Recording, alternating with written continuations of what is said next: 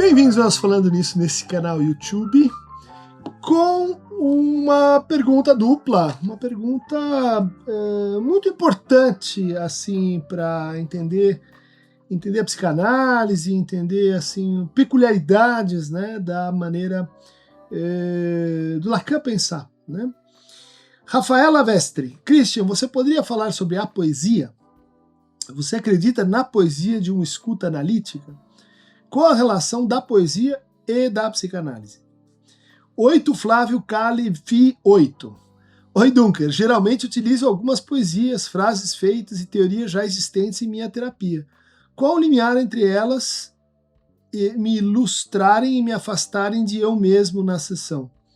As perguntas muito sensíveis e a relação entre psicanálise e poesia ela é muito mais entranhada do que a gente pode imaginar à primeira vista, né?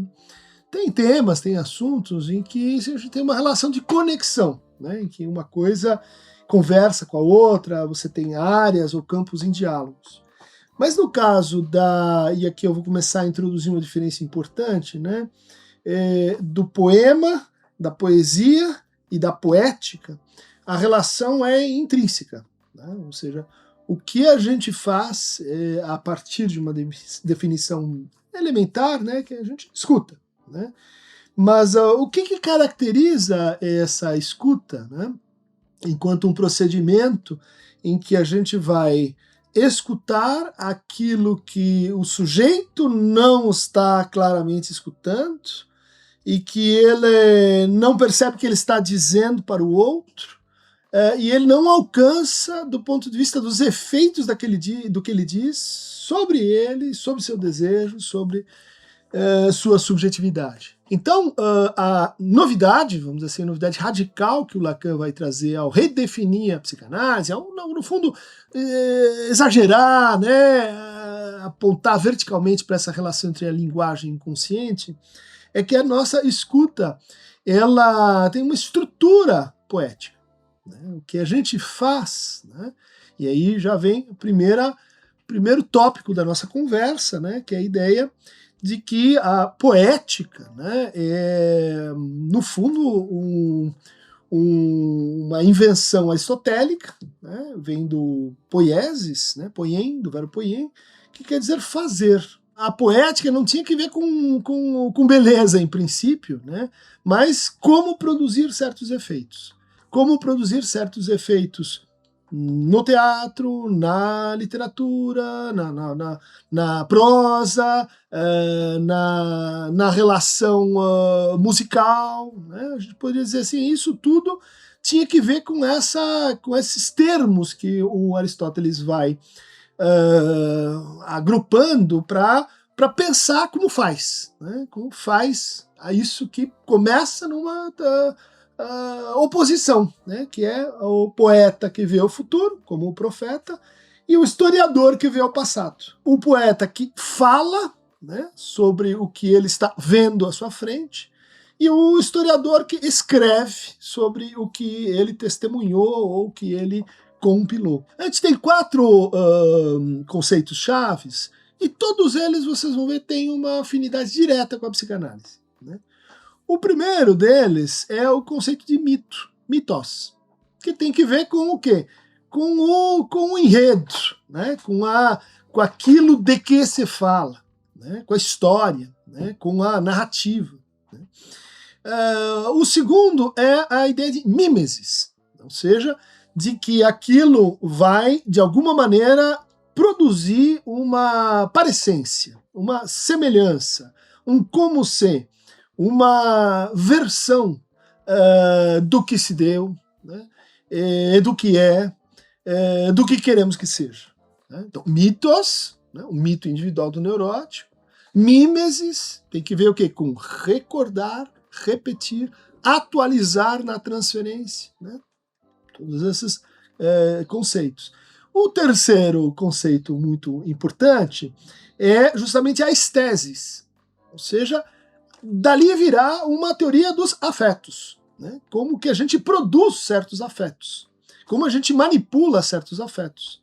Os afetos mais importantes lá para Aristóteles eram o medo e a piedade, né? Como a gente os evoca e como a gente faz assim a metabolização desses afetos, usando a mimesis e levando em conta o mitós, né? Quer dizer, há uma certa unidade da ação, né? Então você tem os atos, mas em cada ato, é um princípio, você tem que ter uma unidade. Essa unidade é dada pela relação entre o que se diz com o como se diz, em função, né, daquilo sobre o que se fala. Mas o quarto termo da poética do Aristóteles, ele tem uma relação direta, que é catarsis. É a interpretação de um efeito produzido pela encenação de tragédias, né, lá no século VII a.C., tragédias que implicavam então o coro, os juízes, o protagonista, o antagonista, aquele que é o colaborador do protagonista, uma série de princípios e que produziam esse efeito, que é de grande interesse para nós, porque ele é um efeito, em primeiro lugar, político. A cidade está ameaçada. Segundo lugar, terapêutico. A catarse, ela permite expurgar, curar, né, esses afetos ou isso que está causando o mal-estar dentro da cidade, né? Seja a peste, seja a guerra, seja o desequilíbrio, tudo isso se cura com a catarse, né?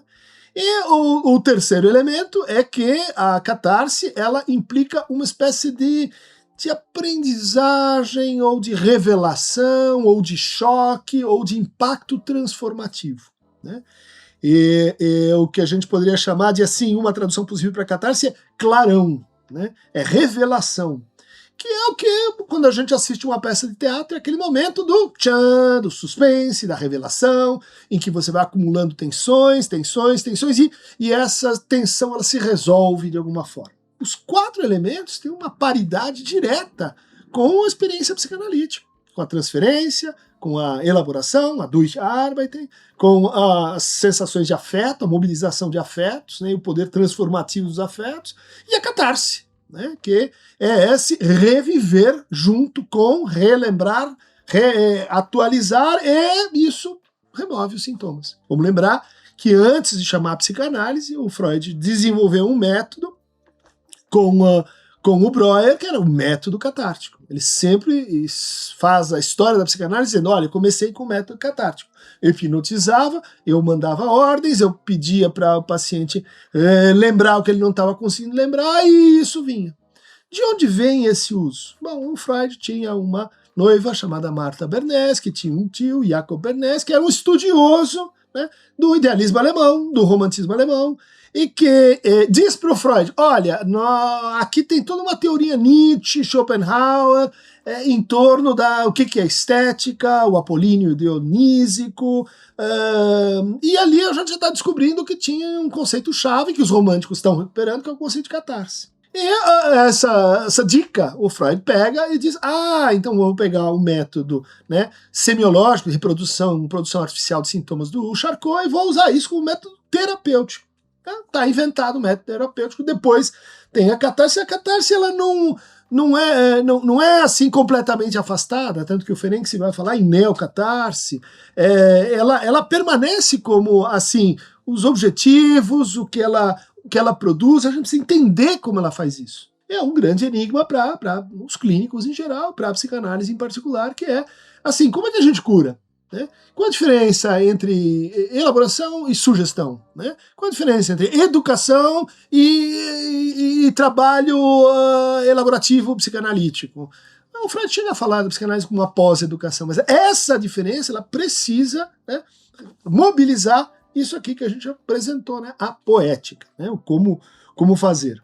Poesia e poema. Né? A gente pode dizer assim, mas isso quer dizer então que com nossos pacientes nós vamos assim, quanto mais poesia a gente fizer, quanto mais beleza a gente produzir no dizer, mais curados eles vão estar? Sim e não, a gente tem momentos, né, em que certas formulações do inconsciente, elas possuem um efeito de poesia, né? Mas elas não são exatamente um poema, né? Elas têm esse efeito de poesia. Então o efeito de poesia fica entre a poética, no sentido mais vasto, né, de como produzir certos efeitos, né, e que para os retóricos da Idade Média, né, vai se transformar não em a arte de como faz para sentir medo ou piedade, mas o cânone, né, a doxa, a fórmula para sentir tristeza é assim, para sentir alegria é assim, para sentir culpa é assim. Isso vai estabelecer, né, um cânone retórico que só vai ser revisto lá nos românticos, né? Tem uma discussão entre os modernos, no né, começo da modernidade, com os grandes teatrólogos, mas essa ideia de que você, quando está na produção de uma experiência poética, você está se exprimindo, ou seja, você está falando de si, daquilo que você tem de mais íntimo, de mais singular, isso é extremamente recente, né? Até, né, o barroco, classicismo, até a baixa modernidade, você tinha códigos, você tinha cânones, né? E você mais ou menos adaptava, criava, né, novidades, mas dentro desse cânone que ele, veja só, não era só um cânone estético, retórico, ele era uma forma de sentir. É uma forma de, assim, como a gente cria-se sensibilidades. Vocês podem imaginar, né, a importância geral disso para as formas religiosas, para as formas políticas, né, para as formas éticas, né, a ponto da gente poder dizer assim, não é muito separável esse problema desses outros campos, né? Mas então, estávamos dizendo que as formações do inconsciente, peguem lá o capítulo 6, se não me engano, da interpretação dos sonhos, elas obedecem a uma condição de figurabilidade, né? Elas são figuradas, né? Elas são imagens, não são pensamentos, né? E também não são sempre palavras só, né? Nos sonhos são imagens, você vai dizer, são imagens de estrutura de palavra, mas são imagens, né? São gestos, é a corporeidade, é o tom de voz, são uma série de elementos, né, que vão conferir isso que eu estou chamando, né, dentro do campo mais geral da poética, inclusive tem poéticas científicas. Gaston Bachelard falou da poética do fogo, dizendo justamente a ciência ela está esquecendo uma coisa muito importante, que é ela não consegue se livrar da poética, né, dos termos, dos léxicos, dos como ses, das hipóteses, das ficções que ela mesma produz. E por isso ela precisaria ser um pouquinho mais informada sobre a infiltração da poética na nossa linguagem, né? Isso, né? E Max Black, um teórico aí americano, né, dos anos 80, ele vai dizer, olha, as teorias, né, sejam quais forem, elas sempre envolvem uma dose de metaforização, né? E quando essa dose não é reconhecida enquanto tal, enquanto essa poesia não é reconhecida enquanto tal, ela começa a se disseminar, produzindo efeitos destruidores para o próprio sistema científico. Veja só que interessante, então, o Freud, quando vai falar das condições de figurabilidade, ele diz assim, olha, o sonho funciona como uma poesia. Né? Por quê? Porque ele tem que ajustar volumes, porque ele tem uma unidade para resolver e ele precisa mobilizar imagens como um bric-brac, como aquele artista que trabalha com os resíduos, né, com os retalhos, para produzir algo que tem, então, esse espaço no tempo, começo, meio e fim. Essa é uma condição, tem um efeito poético. Tem a segunda regra, que é a reciprocidade dos valores. A terceira, valores psíquicos, né? A terceira, a subversão dos valores psíquicos, né? Aquilo que está em alto vai para baixo, o que está do lado vai para o outro, o tio bom vira o tio mau, o sujeito com barba vira sujeito sem barba, ou seja, você tem uma transformação, uma combinação de traços de imagem, traços de palavra, traços de pensamento. Isso a gente vai encontrar no sintoma. Não é por outro motivo que o Freud dizia assim, olha, os sintomas eles são como as formas religiosas, são como uma forma individual, né, uma religião individual, com suas orações, santos, mitos e etc. Mas eles são também como obras de arte involuntárias, né, criações que o sujeito faz para resolver conflitos. Mas, aqui, nós temos uma pequena estética freudiana. Né, os sintomas são criações para resolver conflitos. Criações que permitem que eu, brechtianamente, me distancie, né? mas me distancie a ponto de me alienar, porque eu não percebo que são minhas produções. Daí que você tem uma segunda volta, que é o quê? Fazer com que a poética que o sujeito cria sem se dar conta seja escutada por ele. Como fazer isso? A gente vai ter que recorrer, né, à escuta poética. Ou seja, não dá para contornar. E isso está no Lacan de uma maneira muito interessante, epistemologicamente muito interessante, que é assim, a linguagem, ela historicamente foi muito dividida, né, entre assim, a linguagem literal, feita de proposições, que são asserções sobre o mundo, que tem valor epistêmico, de conhecimento, e a literatura, as artes, como ser, as metáforas, a estética, né, que no fundo ela não possui valor de conhecimento, né, ela possui valor de prazer, né, ele possui valor de invenção, ela possui um valor, vamos dizer assim, expressivo. Ou seja, isso significa, por exemplo, pensar a linguagem dividindo ela no seguinte fronteira. Existe a retórica, ou seja, tudo que eu faço para convencer o outro, e existe o uso literal da linguagem. Existe o uso sério, a polêmica do Searle contra o Derrida. Existe o uso referencial, existe o uso informacional da linguagem e existe o uso dramático, o uso não sério, o uso, vamos dizer, brincalhão da linguagem. O que a psicanálise diz? As duas, essa fronteira não existe. Essa fronteira é parte do nosso recalcamento. Tanto do ponto de vista da poesia, né, fazendo da poética, né, um elemento assim central para pensar a arte, e do ponto de vista da ciência. Então, às vezes, quando a gente discute, né, ciência ou arte, olha, nós fazemos uma coisa que é matema e poema.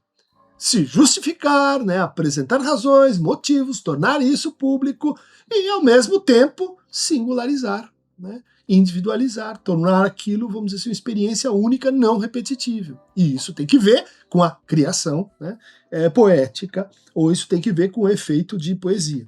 Vamos ver um pouco o que o Lacan textualmente diz sobre isso, né?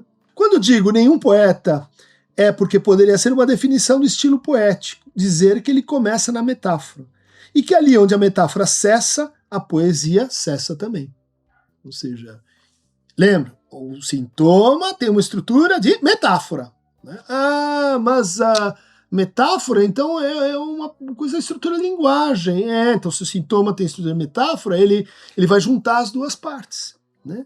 Ele vai ser como ser criativo, mas ele vai ser também uma solução cognitiva para um conflito que você tem pela frente. Quando a gente elimina a metáfora, a gente junto elimina a poesia.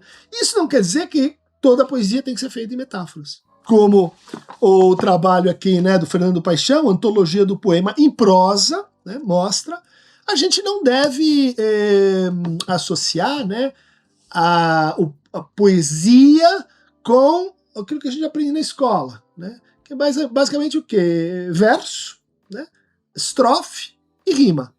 Verso, estrofe e rima, às vezes um pouco assim, ritmo, um pouco a voz, né? Isso significa o quê? Pensar a poesia como gênero. Tá, então tem um gênero específico. Um gênero quer dizer o quê? Uma conversa histórica onde você tem certos códigos. Ok, isso é. Então, a poesia como gênero. Mas a poesia que interessa a psicanálise vai além e aquém disso. Porque é a poesia que está ali na feira, como dizia o Tomás de Aquino. É aquela poesia que está ali naquela palavra que de repente rima. É a poesia que está num xiste. É a poesia que está numa tirada espirituosa, um witz. É a poesia que está num dizer que de repente acontece e quem faz análise, quem fez análise vai entender isso, né? Quer dizer, a interpretação analítica, quando ela acontece, ela deixa um efeito de poesia. Não é por esse efeito que ela cura, vamos dizer assim, mas esse efeito é condição para que ela cure. É aquela, vamos dizer assim, isso eu já sabia tantas vezes, minha mãe, meus amigos, todo mundo me falou, mas quando eu escutei isso desse jeito, agora eu sei de uma outra maneira. Como é que acontece esse truque, né? De que coisas que a gente já sabia se tornam efetivas, se tornam potentes, se tornam transformativas, porque você escuta elas de outra maneira. Então, é a arte da poesia. Quando cessa a poesia, quando cessa a metáfora, cessa a poesia. E ele vai argumentar isso no interior dos seminários 3, sobre as psicoses. E ele vai ter uma tese muito interessante, que é o seguinte: olha, o presidente Schreber, esse paciente do Freud, um modelo, né, para o estudo das psicoses, da psicanálise, ele não era um poeta, né? Por que ele não era poeta? Porque o que ele faz não é poesia. Né? E aí a gente pode dizer, por que não é poesia? Né? Quando ele inventa essas figuras lindas, como os pássaros falantes, como a Grundsprache, né? A língua fundamental, quando ele dialoga com Deus, né? esse assassino de almas, né? Seelenmord. O que acontece? Você que está escutando, você cria a poesia. Né? Mas para aquele que está fazendo, o Schreber, aquilo é literal. E justamente é uma dificuldade, né, para que aspectos envolvidos na produção de significação sejam ali aprendidos por esses sujeitos. Porque, né, esse ponto de ruptura, de corte, de ressignificação, ponto de Capitonê, esse ponto indutor de metaforização, na psicose teria ali, vamos dizer assim, certas dificuldades para funcionar. Então não quer dizer que o psicótico não esteja no simbólico, não faça poesia, mas nesse sentido em que a psicanálise está se apropriando dos processos poéticos. Né? Digamos que a poesia moderna e a escola surrealista fizeram-nos dar um grande passo ao demonstrar que qualquer conjunção entre dois significantes seria equivalente para construir uma metáfora. Né? É o exercício do chapéu, né? O chapéu do Breton. Você coloca palavras dentro de um chapéu, tira e quaisquer dois significantes fazem uma metáfora. Experimentem brincar com isso. Né? O livro e a água. A água na qual o livro é uma espécie de peixe que nada de um cardume para outro.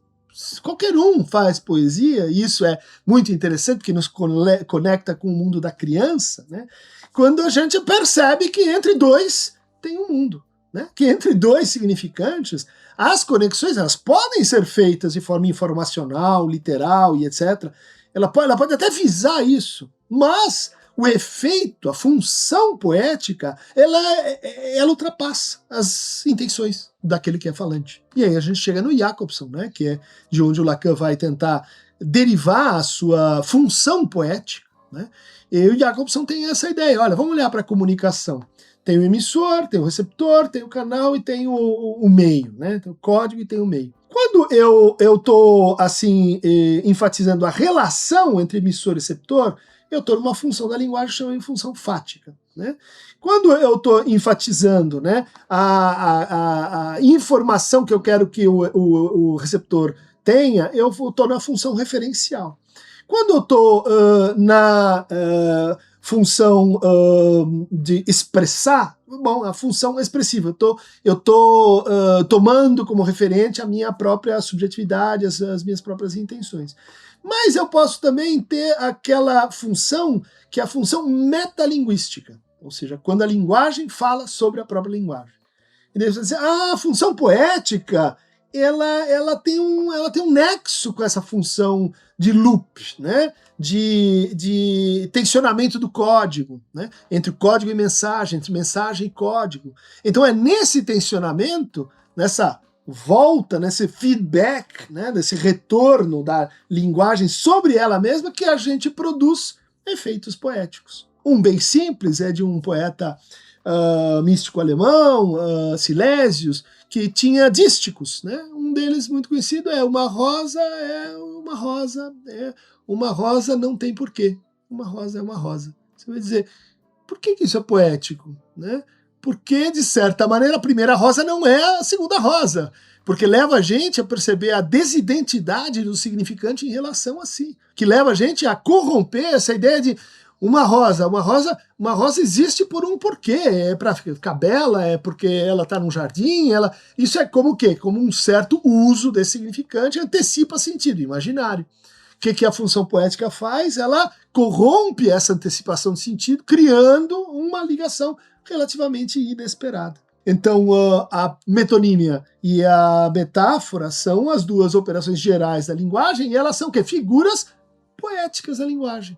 Mas então o desejo tem estrutura metonímica? Tem. né? Então o desejo tem estrutura poética, né?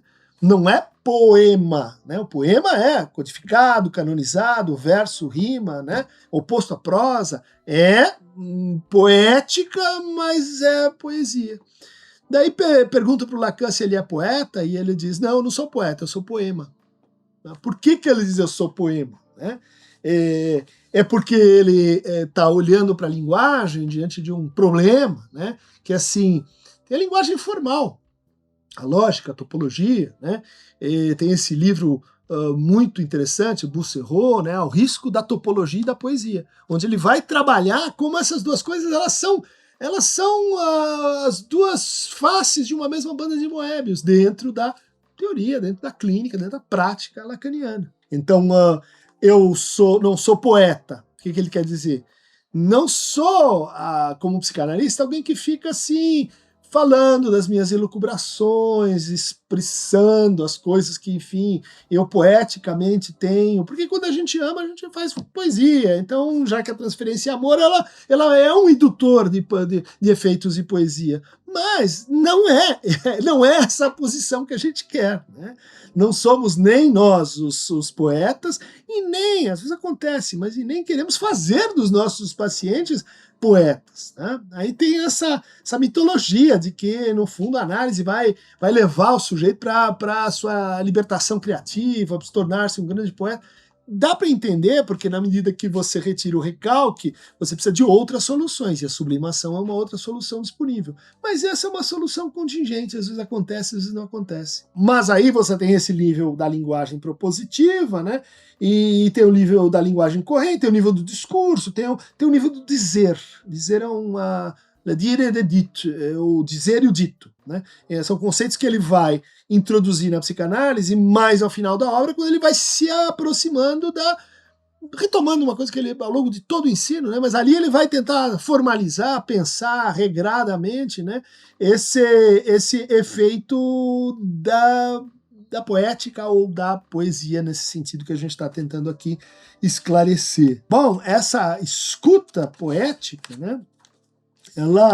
Ela vai ter uma história dentro do Lacan, uma história que vai remeter, e isso é muito interessante, porque tem uma série histórica de poetas que o Lacan valoriza, né? Isso tem a ver com ele, com a formação, com o repertório dele, mas tem que ver com uma certa linha de continuidade daqui que eu vou fazer, né? Só algumas referências para a gente passar para a segunda parte, que é assim, nós estamos falando aqui de poética, de poesia, estamos falando de Aristóteles, estamos falando dos franceses, mas eu queria falar dos brasileiros e eu queria falar de hoje. Porque uma coisa interessante é que a poética e a poesia, ela não é ucrônica, né? Ela tem uma relação com aquele tempo, que é poético naquele tempo, naquele momento, né? Vamos lembrar que as primeiras poéticas, né, não eram faladas, não eram escritas, né? Elas tinham uma estrutura muito próxima do mito, né? Então você pode colocar poesia, mito para lá, filosofia e história para cá. Quer dizer, a gente teve essa passagem na fundação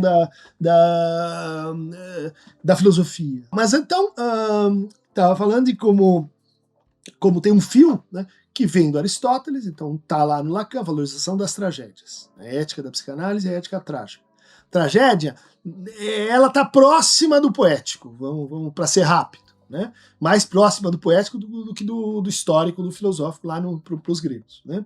Porque ela representa esse momento de transição, né, do mundo organizado pelo mito para o mundo organizado pelo nomos, né, pela lei, pela democracia. Depois a gente tem, né, um ponto de grande interesse Lacan, na tradição começa com Santo Agostinho, e que vai reaparecer nas místicas do século XII e XIII. Né? Então, Marguerite Porret, Hildegard von Bingen, Hadwig da Antuérpia, muito interessante, ou seja, uma poética que é de início feminina, né? É a voz das mulheres. Por que isso interessa? Porque vamos pensar que até então, claro, com exceções, quem escreve, quem manda, quem tem o poder sobre a linguagem, os homens, né? Ali começa essa experiência original, eu digo isso lá no meu livro sobre o estilo de Lacan, essa experiência original de mulheres que que não pertencem mais ao pai, nem ao confessor, elas podem morar sozinhas, viajar, escrever e falar publicamente, né? Super interessante. E o que elas fazem? Elas fazem poesia. Elas fazem poesia sobre o espelho, sobre o corpo, sobre aquilo que se chama na tradição apofática, né? Que é uma experiência com Deus baseada na negatividade. É uma experiência com Deus que o quê? Encontra imagens, mas as imagens precisam ser abandonadas, porque o verdadeiro Deus não tem imagem. Então como é que eu vou experienciar uma coisa que não tem imagem? Ah, eu vou inverter, né? Eu vou experienciar a ausência de Deus. Opa, mas aí, para falar disso, e vejam só a conexão da metáfora com a negatividade, da poética com um aspecto, vamos dizer assim, próprio da linguagem humana, que é de representar o negativo. Daí a importância da negação, do inconsciente, do unheimlich, de todas essas palavras e termos negativos que povoam a conceitografia da psicanálise. Essas mulheres, elas são inspirando, né, o amor cortês, né? O amor da Quitânia, depois o nosso trovadorismo, a ideia de que é possível que enaltecer a dama. A dama, que é o quê? É essa dama que não tenho palavras para ela, eu não consigo alcançá-la. Olha lá, é a figura de Deus, só que agora invertida.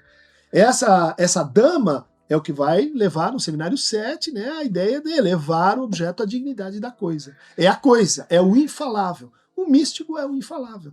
O poético é, vamos dizer assim, esse limite interno da linguagem. Tem o limite externo que é a topologia, que é a lógica, né? Que é o que você consegue traduzir do pensamento em linguagem. A poética é o que você consegue traduzir da imagem em linguagem. Então, tem que ligar os dois para fazer um RSI. O que acontece depois do amor cortês, né? A gente vai ter Jacob Boehme, a gente vai ter Mestre Eckhart, a gente vai ter Ângelo Silesius, que eu já me referi aqui, a gente vai ter as estéticas do corte, formalistas, né? O Baudelaire, Mallarmé e o surrealismo.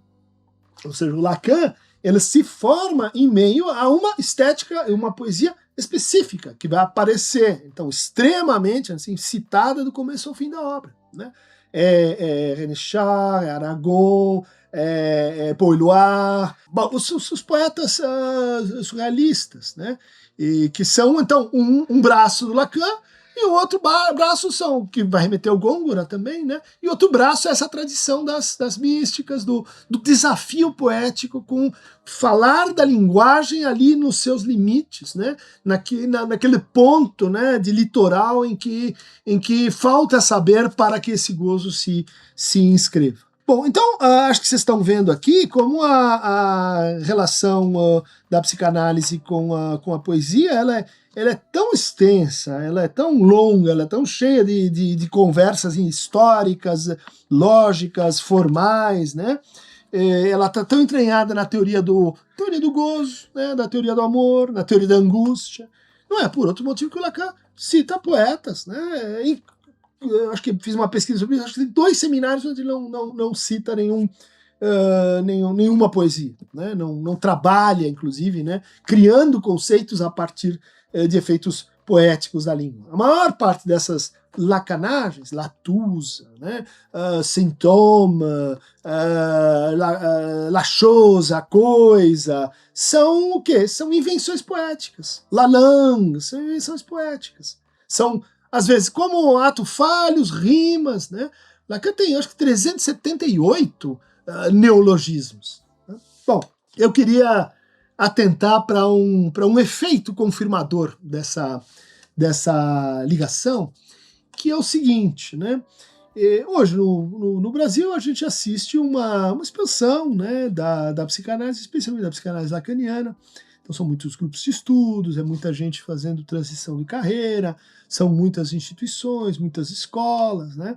Tem todas essas discussões sobre, enfim, sobre como a gente reconhece o psicanalista, se certifica ou não, as relações com a universidade, mas não, a gente já tem abordado isso em outros lugares, né? Mas uma coisa que confirma essa vamos dizer assim, expansão da psicanálise lacaniana é a quantidade de poetas, livros de poesia, pessoas se autorizando, né, a fazer poesia a partir da psicanálise, né? Então eu trouxe aqui, ó, fiz um catado, né? Isso aqui não, só pensando assim nos últimos 3, 4 anos, né? De livros de brasileiros, né? A maior parte deles psicanalistas, ou estão em formação, ou estão às voltas com a psicanálise, né? Fazendo, né, incursões, intervenções sobre na forma poética. Por quê? Você vai dizer, não, esse é um hobby. É isso, então é um hobby. Eles são psicanalistas, e daí, nas horas vagas, eles fazem poesia. Espero que vocês tenham sido esclarecidos quanto a este engano. Não é assim. Isso faz parte da formação dessas pessoas. Não quer dizer que todo mundo tem que fazer poesia para se tornar psicanalista. Quando eu comecei a clinicar, tinha uma história que era assim. Você quer ser psicanalista? Faça palavras cruzadas. Por quê? Porque as palavras cruzadas, elas colocam você nessa intimidade, né, do significante. Né? Na intimidade da relação arbitrária do significante, na criação significante, nos efeitos metafóricos. Né? Então, Andréa Menezes Mazagão, né, trabalha com cinema também, né? Ela vai dizer a casa de impressões viscerais e ósseas, ensaio sobre a intimidade. Né? É um estudo que ela tem, começa justamente com o Bachelard, né, sobre a poética da casa. Esse lugar aí designado, da última vez, vamos chamá-lo por seu nome, é isso que se chama Heim, casa. Ela está citando o Freud, o comentário do Lacan, e está evocando essa relação que a gente tem. Né? Qual a diferença entre uma casa e um lar? Todo mundo entende, mas tenta entender isso sem poesia. Acho que você não vai conseguir. Fábio Weintraub, meu querido colega, faça um cartel maravilhoso, né? Nos nossos domingos salubres, né? O Fábio Weintraub, o Roberto Zular, da Letras da USP, a minha querida aluna número 1, Tatiana Sade, Paula Pires, minha colega, aliás, colega do Fábio também, no curso de Psicologia, e hoje lá no Fórum do Campo Lacaniano, né? O Fábio, né? Quando a gente estava na faculdade, ele tinha essa dúvida, né? Vou fazer teatro ou vou fazer psicanálise? Eu vou fazer poesia, eu vou fazer psicanálise, e agora tem uma carreira como, enfim, notável, como poeta e psicanalista, né? E que então tem esse trabalho aqui, ó, treme ainda, né? Porque nossos encontros são os domingos, eu vou ler aqui, domingo. Tenho uma bicicleta e 2 vestidos. A cada 5 domingos ganho um dia livre e saio para dançar. Hoje não. Meu sorriso tá pequeno, molhei o sapato. Às vezes pego o filho, me dou mal, fico má e caio no mundo. Casei, separei, casei de novo, não deu certo. Cansei. Ou seja, vocês veem aqui que a gente não é um soneto, estrofes e etc. Mas o que está acontecendo aí, né? É todo um conjunto de experiências, de coloridos, de tons, se vocês quiserem, né? Tem muita gente que diz assim, a poesia, ela é como assim o nível de neblina que existe no ar. Né? Se tem muita neblina, as coisas ficam, né, assim densas, texturizadas. Você tira toda a neblina, você vê as coisas como elas são. Daí vem o Gerard Nerval e diz: o melancólico é esse que vê as coisas como elas são. Então, mesmo tirando toda a neblina, todos os afrescos, ornamentos, ainda assim a carne dura da linguagem não se entrega. Alexandre Patrício, Poemas de Amor no Divã. Né? Então a gente vai encontrar aqui, né, jogo. Anotei essa palavra de meu caderninho. Eu sou uma mulher. Deveria desejar menos ou mostrar menos? Eu deveria ter medo de perder a dignidade? Deveria alimentar tanto o tumor do medo? Não fiz nada disso ontem. Né? Olha só, né?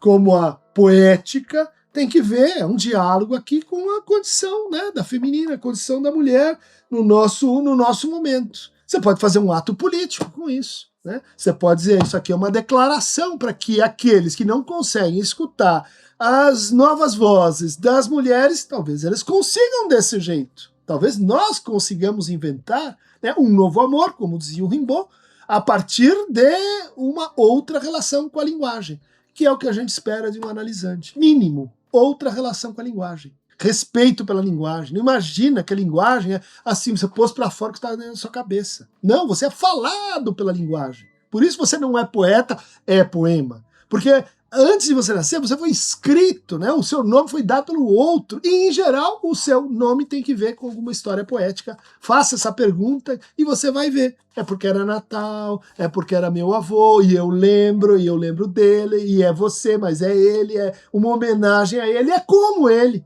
Aqui temos a Furiosa, a minha querida Ana Rucher. Estudou comigo no Porto Seguro, na escola, né? Sobre o ancoradouro de navios no espaço. Recados vencidos e livros encomendados não prestam, pois o amor é um homem que carrega flores e todos olham. Desde 1929 aguardo o telefonema para que me rasgue esse pijama rosa, esculpa cicatrizes nessa boca de sorrisos. 1929. Quer dizer, como é que funciona essa poesia? Ela precisa ir buscar uma coisa para funcionar, que é 1929, é a crise da Bolsa. É quando, enfim, o mundo virou do avesso. É quando o que a gente achava não era nada daquilo. Fique esperando o telefonema, que vai chegar ao 29 para você. 1929. Aqui temos um exemplo ótimo de uma editora que valoriza muito a poesia, a Patuá, ganhou vários prêmios, editora pequena, mas é um daqueles artesanatos, aquelas artesanias, que hoje a gente tem mais no Brasil, que caracterizam a literatura portuguesa, né? Então, Daniel Garcia escreveu essa poesia dedicada, né? Que é um trabalho muito interessante. O Daniel trabalha muito com temas assim da teologia, né? Da espiritualidade, e a gente pode encontrar aqui um repórter. E olha só, Cidade dos Mortos, Irã. Olha o que acontece com a poesia. Ela é uma carta. Mensagem numa garrafa. Isso aqui é 2014. Estou lendo hoje. Irã. Eu ia falar, Irã, 2026. Esse vídeo vai passar, mas 2026 tem um negócio lá no Irã, né? Vai conferir. E a criança é encontrada viva, protegida pelos braços da mãe morta. Mãe morta é uma figura da psicanálise, Daniele Brum, né? Uma figura do luto. Quem inventou o amor? O amor é Deus na Terra. Deus na Terra é poesia pura. Ou seja, né? o que é a ausência que nos faz, né? Ou a presença, conforme, enfim, a leitura, que nos faz seres de linguagem. Pedro Castilho, meu querido ex-orientando de pós-doc, left lovers, né? Ou seja, a poesia em inglês, amores de esquerda, left, amores deixados, né? Left over, né? Deixados para trás. Veja como a poesia faz a gente ambiguar a linguagem, né? Muito importante desambiguar conceitos. Acho esse projeto muito, muito legal, porque ele evita o excesso que a gente tem hoje, né, na psicanálise de poetização, de falta de teoria, e em vez ali onde falta teoria, você mete a poesia e acha que está tudo bem. Não está tudo bem, né? A gente precisa de matema e poema, né?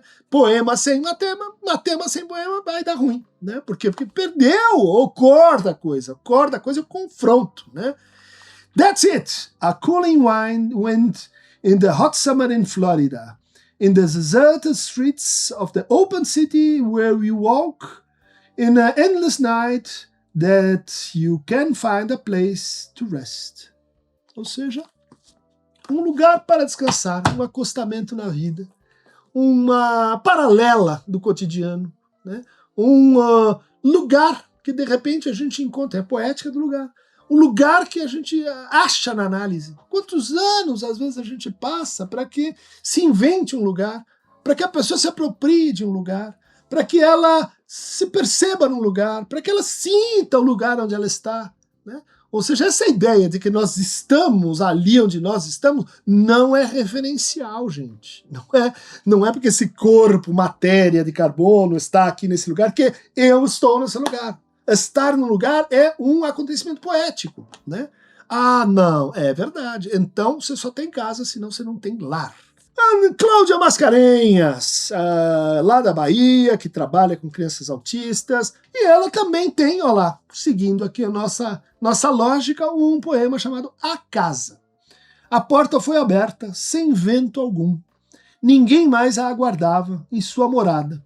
A casa desconhecida, irreconhecível, íntima e inculta. Última flor do laço, inculta e bela, né? Bilac falando da língua portuguesa. Lhe estranhava tamanha solidão, mesmo se todos lá estivessem inteiros. O que mudou? O vento, a porta, a estranheza. Olha que lindo, né?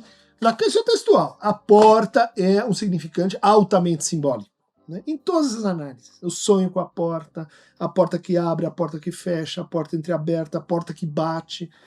Ou seja, não é porque a porta é a porta, né? Como a rosa é a rosa. Is a rose, Gertrude Stein.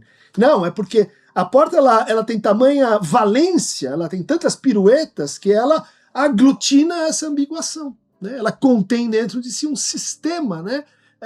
De transições, de inversões entre o que é o significado, o que é o significante, quem está em qual lugar, em que tempo. A casa, né? Então a casa, o vento e o estranhamento. O estranhamento que é quem abriu essa porta? Ninguém abriu essa porta. Mas ela está aberta assim mesmo. O vento abriu essa porta. Caminhos de um poeta que mora hoje na Bahia, né? O Fábio Oliveira. Partida. E a vida vazando pelos olhos, ida sem vinda, lembrança a céu aberto, dor trazendo invernos, dia chovendo, nevando, imobilizando o coração, nenhuma lareira à vista, mas surge o sol e aquece, e derrete, e faz brilhar e faz pulsar. É assim que se segue com o coração palpitando, né? Ou seja, é assim que se segue, a gente fica procurando o que isso tudo tem que ver com partida. Né? Partida é o título. Olha só, quantas sessões elas não têm estrutura de assim um poema procurando o seu título. Outras têm uma estrutura que é assim um poema procurando legenda. Outras é um poema procurando tradução. That's it. Traduz aí para o português. E aqui a gente tem esse trabalho simples, né? Ida sem vinda, lembrança a céu aberto, dor trazendo invernos, né? O que a gente vê nessa produção poética de psicanalistas é que a gente tem uma grande tematização, né, uma tematização convergente para o que a gente poderia dizer poéticas do sofrimento. Poéticas do sofrimento que parece, vamos dizer assim, convocar o nosso tempo para formas de sofrer que estão pedindo por palavras, que a gente não sabe ainda como dizer. E daí diz mal, autismo, TDAH, não, compra uma. Não, é poesia que a gente precisa nessa hora. É menos psicopatologia, mais poesia. Tudo bem? Sinfonia e Sonho, do Diogo Liberano. Né? Aqui a gente tem uma poesia dramática, né? Uma poesia na forma de teatro, né? Corley, é só uma visita. Você ouviu o que ela disse ao entrar? Tá tudo bem. Ela disse que ter vindo cuidar de mim. Qual é o problema? Ela tem pena de mim. Ela acha que você tá grávida, é só isso. Ou será que você tá dizendo para os vizinhos que eu perdi o meu filho e enlouqueci? Ou seja, parece um diálogo tenso e etc, né? Mas no fundo vai ter aquele efeito brechtiano, ou do Pirandello, né? Quer dizer, assim é se lhe parece. É a discussão sobre a loucura aqui atravessando essa conversa, né? Esplendor, né? Bonito trabalho da Maria Carolina Machado, né? Olha aí o que ela vai tematizar, né? Água, enchente na casa. A voz da mulher velha diz: empurre a água para fora, da rua, água barrenta, crianças sobem nas árvores. Uma parreira acima, da rua, não passa o sol. A menina jorra na rua, a água cristalina respinga na perna, do outro lado da rua, acena uma desculpa, é um bom sinal, penso. Ou seja, o que nós temos aqui?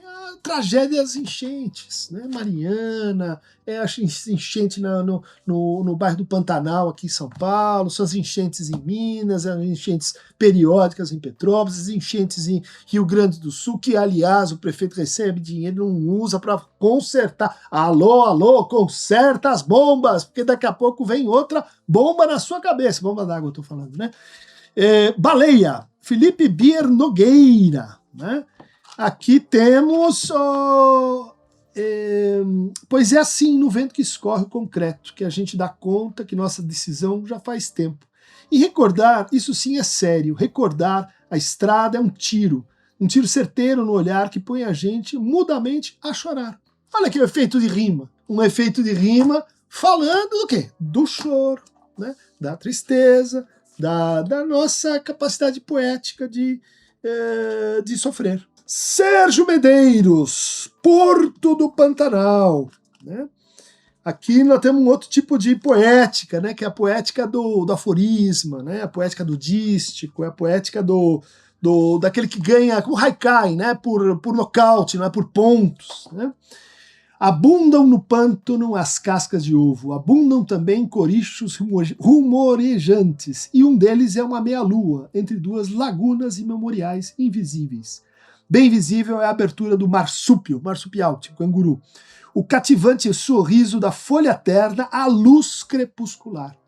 Poxa, mas olha só, de repente é uma coisa meio parnasiana aqui, de repente é outra forma, mas aqui nós estamos, né, da Iluminuras, do querido Samuel Leon, estive com ele hoje, na homenagem lá ao Oscar Cesaroto. Bom, queria terminar o nosso encontro com duas referências. A primeira é esse quase psicanalista, esse amigo do peito, né? Esse palhaço Cláudio Tebas escreveu um livro lindíssimo.